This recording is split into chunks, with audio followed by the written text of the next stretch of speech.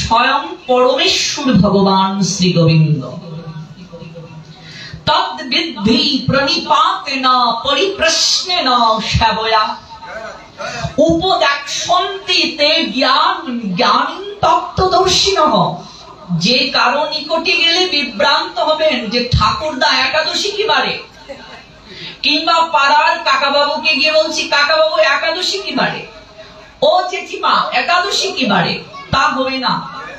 তত্ত্বদ্রষ্টা যিনি, সেখানে অনেক বিচার বিশ্লেষণ আছে শাস্ত্রের শ্লোকে, তিথি নক্ষত্রের বিচার আছে।